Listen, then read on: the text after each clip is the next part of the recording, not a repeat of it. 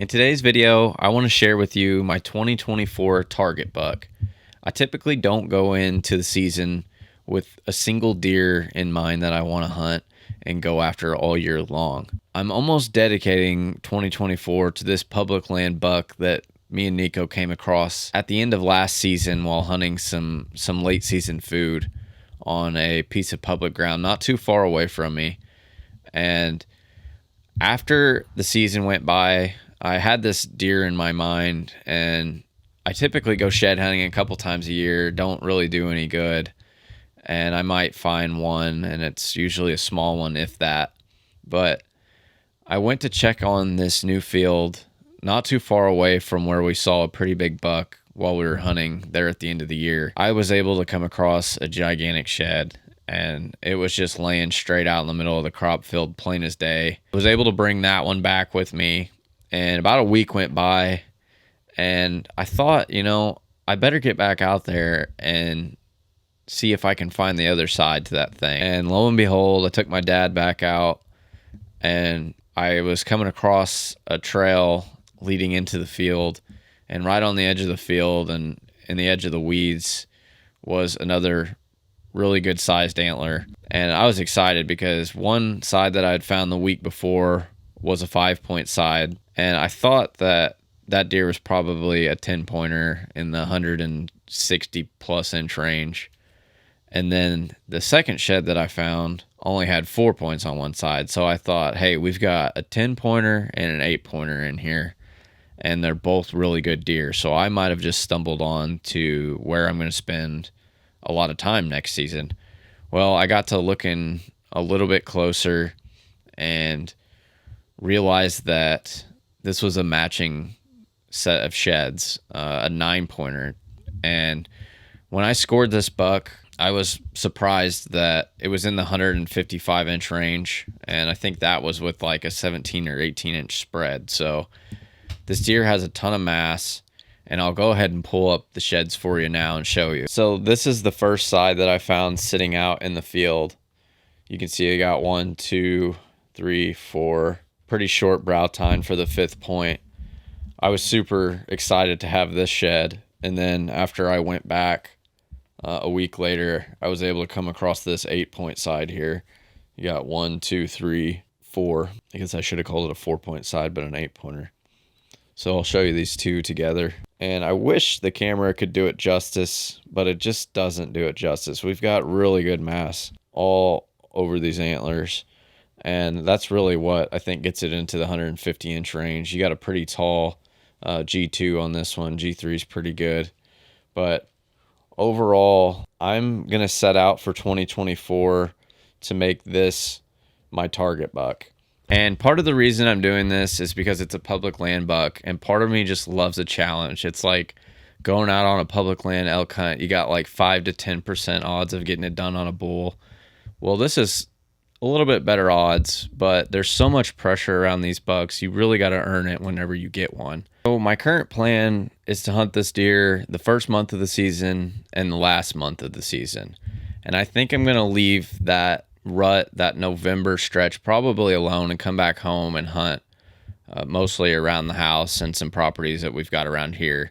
We've got some pretty good deer this year. It seems like it's going to be a really good year as far as big ones go. And this isn't the biggest buck that we've got running around. It's just that public land challenge that's really got me fired up. And I think it can prove that you're a better hunter than if you're getting it done on private ground year after year. The one advantage that I believe I have is knowing where this buck spends the last month of the season. When Nico and I hunted, we made probably 5 to 6 trips in this area, and I only got to see this deer once.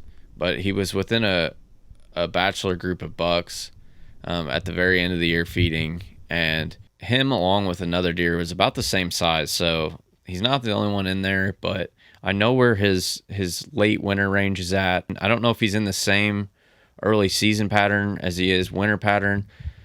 From where I found the sheds, he was only about a quarter of a mile to half mile away at most.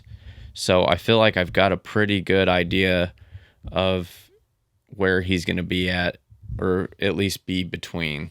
I found the sheds in basically this field, and if you draw a straight line, he's a quarter mile away from where we saw him at one night hunting. So we've got his location pretty much narrowed down. The only thing that kind of has me worried a little bit is that the area he's in is one of the most obvious funnels on a map that you could ever have.